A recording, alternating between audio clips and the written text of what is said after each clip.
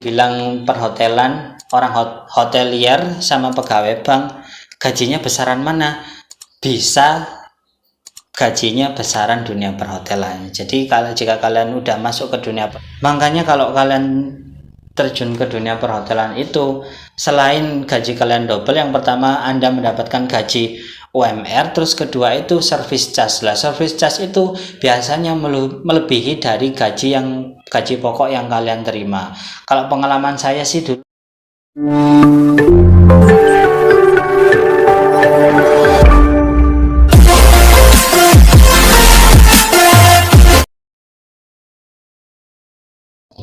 Assalamualaikum warahmatullahi wabarakatuh. Jumpa lagi bersama saya Restu. Salam satu jiwa untuk Indonesia. Jadi di episode kali ini saya akan membahas tentang perhotelan dan pariwisata. Apa itu keuntungan kalau kalian bekerja di dunia perhotelan? Jadi spesial kali ini saya akan memakai seragam kebesaran saya di dunia perhotelan. Jadi perkenalkan, nama saya Restu dari Malang. Jadi saya ini bekerja di hotel, salah satu hotel namanya Gers Hotel Malang ya. Jadi saya sudah berkecimpung di dunia perhotelan sekitar 10 tahun. Jadi ini saatnya saya akan membagikan kepada kalian 10 keuntungan bekerja di dunia perhotelan. Nanti tidak hanya berhenti di sini saja, tapi untuk kedepannya mungkin sekitar 10 episode saya akan membahas apa itu perhotelan, tentang departemen lainnya. Pokoknya sekitar perhotelan ya. Jadi ini saya yang akan bahas tentang 10 keuntungan bekerja di hotelier dan Anda menjadi hotelier. Ini sudah saya rangkum. Yang pertama adalah mendapatkan banyak tips lah. Ini mendapatkan banyak tips ketika tamu itu datang ke hotel kalian dan merasa puas atas pelayanan Anda. Entah Anda di front office, entah Anda di bellboy, di room service, restoran, atau di housekeeping, tamu itu akan senang memberikan tips kepada Anda. Jadi ini bisa buat uang tambahan Anda. Jadi ini tips bisa buat Anda jajan, terus gaji Anda tetap tersimpan. Dulu saya pernah ditempatkan oleh atasan saya di bagian bellboy. Bellboy itu mengangkat barang bawaan tamu, terus kalau ada tamu yang datang kita bantu untuk valet lah. Di situ tempatnya kalau habis bawaan barang itu biasanya saya dikasih tips oleh tamu saya yang merasa puas oleh pelayanan saya. Itulah menjadi nilai plus kelebihan bekerja di dunia perhotelan dengan adanya tips itu. Tapi kita harus melayani dengan setulus-tulus hati ya, namanya juga pekerja ya. Oke, untuk yang kedua adalah gajinya 2 kali, gaji pokok plus gaji servis. Jadi kalau Anda terjun ke dunia perhotelan di dunia hotel ya, apalagi Indonesia adalah tempat pariwisatanya itu terkenal. Jadi kalau Anda menjadi seorang hotelier, Anda akan mendapatkan 1 bulan itu gaji 2 kali. Yang pertama itu gaji pokok sesuai UMK di kota kalian masing-masing. Terus yang kedua, per tanggal 15 kita akan mendapatkan servis lah. Apa itu servis? Servis itu adalah ketika kita melayani tamu, di situ ada service tax ya. Service tax kalau di restoran, service tax itu pajak pemerintahan, service charge itu service kita melayani tamu itu. Jadi ketika kita melayani tamu itu sudah ada servisnya di hotel. Jadi per tanggal 15 itu pihak perhotelan itu menyerahkan kepada kita. Makanya kalau kalian terjun ke dunia perhotelan itu, selain gaji kalian double, yang pertama Anda mendapatkan gaji UMR, terus kedua itu service charge lah. Service charge itu biasanya melebihi dari gaji pokok yang kalian terima. Kalau pengalaman saya sih dulu pas tahun 2017 ketika UMR Kota Malang itu sekitar 2 jutaan, saya pernah mendapatkan servis itu sampai sekitar 4 juta gitu lah. Jadi kalau dibilang perhotelan, orang hotelier sama pegawai bank, gajinya besaran mana? Bisa gajinya besaran dunia perhotelan. Jadi jika kalian udah masuk ke dunia perhotelan, jangan menyesal, digelutin saja ya, karena itu termasuk nilai plusnya kalau Anda bekerja di hotel. Terus untuk yang ketiga, kamu akan mendapatkan teman mancanegara banyak lah ini.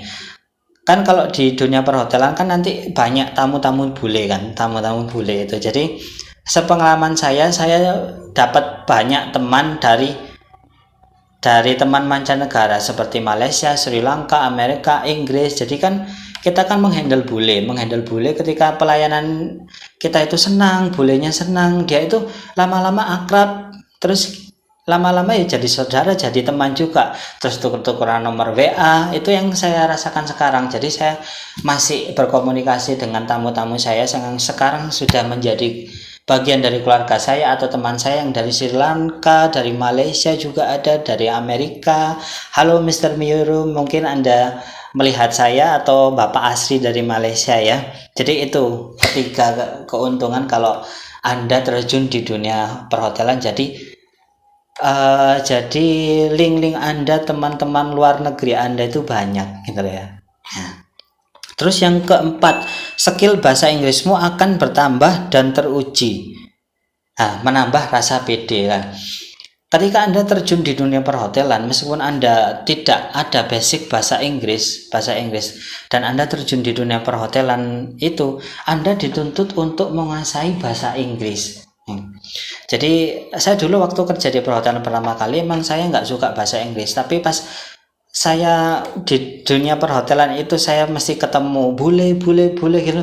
Mau tidak mau Anda harus dituntut untuk belajar bahasa Inggris. Meskipun Anda tidak belajar bahasa Inggris, tapi ketika Anda bertemu dengan bule-bule itu atau bude-bude gitu ya, Anda itu secara otomatis belajar bahasa Inggris sendiri ya, seperti good morning, good evening, terus good night, terus luggage up, luggage down. Apalagi kalau di dunia perhotelan kan semua bahasanya itu pakai bahasa Inggris. Jadi kalau kalian kerja di dunia perhotelan, otomatis skill language-mu, terutama bahasa Inggrismu, akan meningkat. Itulah keuntungan yang nomor 4 ya. Jadi enaknya kerja di perhotelan itu begitu. Sekarang masuk ke yang nomor 5 ya. Yang nomor 5 ini melatih kamu untuk disiplin, waktu, dan kebersihan. Nah, ketika kamu menjadi seorang hotelier, lah waktu itu akan disiplin. Jadi kamu itu harus dituntut untuk datang ke tempat kerja tepat waktu. Minimal itu setengah jam sebelum masuk. Jadi itu udah kebiasaan. Jadi kamu disiplin waktu. Jadi kamu gak akan bisa untuk jam karet atau jam apa di Indonesia kan biasanya kan gitu, jam-jam karet. Kalau kamu udah masuk di hotelier, insya Allah kamu akan menjadi disiplin waktu dan kebersihan. Soalnya kalau kamu udah masuk di dunia perhotelan itu dituntut semua harus bersih ya. Bersih pelayanan ke tamu juga, bersih tempatnya juga gitu. Jadi ini akan melatih kamu disiplin mengenai waktu dan kebersihan ya. Saya buka dulu mungkin ya maskernya ya. Soalnya ini masa pandemi, jadi saya pakai masker. Yang ke nomor 6 ini, keuntungan bekerja di dunia hotelier ada menuntut kamu untuk berpenampilan menarik ya. Jadi kalau kamu masuk ke dunia perhotelan, jadi penampilanmu itu harus rapi dan menarik, semenarik mungkin kan, dari ujung rambut sampai sepatu kita harus dituntut dengan benar-benar rapi. Istilahnya itu kalau di perhotelan apa ya, biasanya saya nerening anak UJT saya sekarang, kalau saya bikin konten ini saya lupa ya. Nanti saya terangkan di deskripsi lah pokoknya ya. Jadi kalau kalian jadi hotelier, otomatis penampilan kamu itu akan terjaga gitu, dan mindset kamu ketika kamu bekerja di perhotelan atau tidak, kamu tetap akan menjaga penampilanmu agar semaksimal mungkin, sekece mungkin ya gitu. Jadi udah menjadi kebiasaan yang positif lah. Jadi bisa memperbaiki atau merubah sifat-sifat kita menjadi lebih baik lagi. Salah satunya adalah berpenampilan menarik itu sendiri ya. Yang nomor 7 ini keuntungannya adalah gampang nyari kerja ketika kerjamu gak bagus. Nah, ketika kamu kerja di suatu hotel dan kerjamu itu bagus, misalkan kamu di departemen PA ya, public area, bagian yang nyapu-nyapu, terus kamu di hotel ini udah merasa saatnya kamu untuk pindah, entah kamu pindah mau ke hotel lain atau kamu pindah di pelayaran. Nah, ruang lingkup hotel ini sempit sekali, apalagi di Indonesia, apalagi di kota. Kalau kamu loncat ke satu hotel ke hotel lain, itu nanti kamu akan bertemu dengan teman-temanmu seperhotelan seangkatanmu. Soalnya apa? Kalau orang-orang perhotelan mesti ya kerjanya ya di ruang lingkup hotel ini, wes hotelier, pariwisata dan pelayaran gitu. Jadi kalau kerjamu bagus di satu hotel, ketika kamu akan up posisi jadi PA terus housekeeping, misalkan di hotelmu nggak ada lowongan di room boy, kamu ingin resign mencari pengalaman lain di hotel lain, jadi itu enak. Oh, pengalaman saya pernah bekerja di Hotel Haris. Di Hotel Haris kerja kalian bagus, terus kalau pindah ke Swiss Bell itu biasanya HRD-nya tanya ke Hotel Haris gimana kerjanya si anak ini. Kalau kerja Anda bagus ya wis, biasanya nggak usah tes tinggal masuk aja gitu loh. Tapi begitupun sebaliknya, kalau kerja Anda di hotel sebelumnya jelek, ya realisasi Anda juga jelek bakalan di ruang lingkup itu juga. Jadi ketika Anda kerja di hotel, sebisa mungkin Anda harus kerja bagus dan optimal ya. Ya lur. Terus untuk yang ke-8, ini yang nomor ke-8, keuntungan menjadi seorang hotelier. Pengetahuan kamu akan luas dalam dunia kerja departemen. Lah, kerja departemen ini maksudnya saya akan jelaskan. Mungkin yang menonton ini belum tahu dunia perhotelan itu apa. Mungkin pikirnya kalau kalian kerja di hotel itu serabutan, nyambut tamu, masakan tamu, terus bawain barang tamu, bersihin kamar tamu, itu dilakukan orang satu. Ups. Tapi jangan salah ya. Jadi ketika kalian masuk ke dunia perhotelan, nanti di situ tuh departemennya banyak di situ. Mulai dari masuk itu FO, front office. Itu bagian yang menyambut tamu itu ada sendiri bagiannya.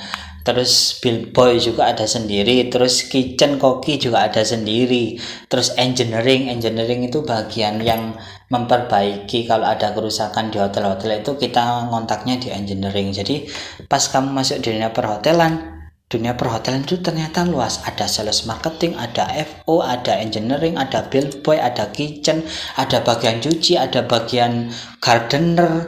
Jadi di satu hotel itu ada bagian-bagian departemen yang ketika kamu terjun ke sana, oh ternyata di hotel itu luas ya, begitulah. Jadi itu bisa menambah wawasan kamu tentang pekerjaan, dan bagian-bagian job di suatu pekerjaan itu bakalan banyak. Jadi pengalaman kamu banyak kalau bekerja di hotel begitu. Terus yang nomor 9 adalah meningkatkan rasa percaya diri ya. Jadi nomor 9 ini kenapa saya katakan meningkatkan rasa percaya diri, karena kalian kalau terjun menjadi seorang hotelier, apalagi di bagian bill boy, front office, housekeeping, terus F&B restoran, bartender, sales marketing, atau Anda menjadi GM, Anda akan melayani tamu mancanegara, tamu dari berbagai negara, tamu dari wisatawan lokal, wisatawan interlokal. Jadi public speaking kamu itu akan dilatih di situ, bagaimana kamu akan menghandle tamu-tamu itu, terus bagaimana komunikasi kepada tamu-tamu tersebut, itu menambah rasa percaya diri Anda. Jadi ketika Anda udah nggak kerja di hotel lagi dan Anda sudah masuk di dunia masyarakat atau pertemanan, itu juga yang awalnya teman-teman saya banyak yang awalnya masuk dunia perhotelan pemalu, terus pas dia keluar dari alumni dari perhotelan itu sudah pede, aliasnya cerewet gitu loh, udah pede, pede menghadapi orang model apapun itu dia percaya diri. Soalnya pengalamannya itu ya di perhotelan itu dia sudah biasa menemui berbagai macam tipe orang gitu.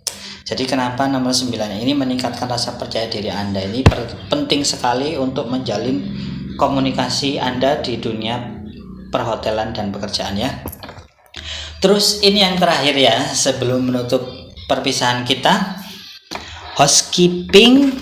Dan nah ini agak konyol nih.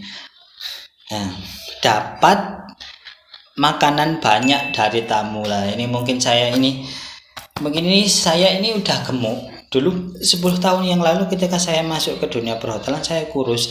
Enaknya kerja di perhotelan itu begitu, ketika kita melayani tamunya itu puas, biasanya itu tamunya ngasih makanan gitu. Nah, kalau di housekeeping kalau ada check-outan gitu, kalau ada check-outan biasanya itu tamunya tuh udah ninggalin makanan gitu di roomnya itu ya. Kadang makanan sisa, kadang ada makanan baru, itu suatu bonus tersendiri sih buat kita gitu loh. Jadi kita bisa makan ya, bisa makan makanannya yang udah ditinggal sama tamu itu gitu loh.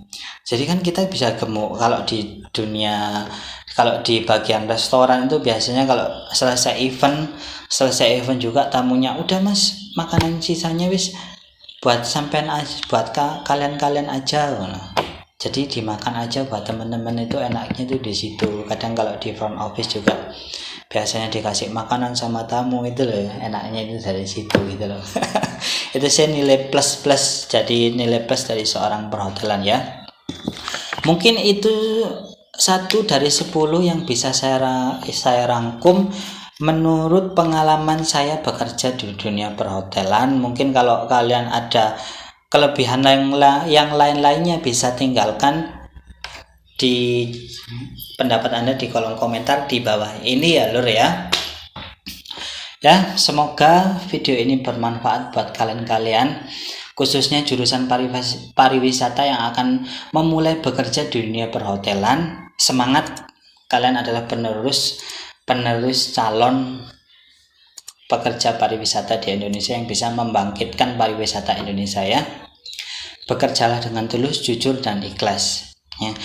Mohon maaf apabila video ini ada kurangnya, silahkan tinggalkan komentar kalian di bawah ini apabila ada kritik dan masukan untuk saya ya. Terima kasih, jangan lupa like, komen, dan share. Sampai jumpa di video saya selanjutnya. Wabillahil taufiq wal hidayah. Wassalamualaikum warahmatullahi wabarakatuh. Selamat malam, salam hotelier untuk seluruh Indonesia. Semoga pandemi ini segera berakhir agar dunia perhotelan dan pariwisata di Indonesia kembali ramai lagi. Tetap berlibur di Indonesia, majukan pariwisata Indonesia. Salam satu jiwa untuk Indonesia.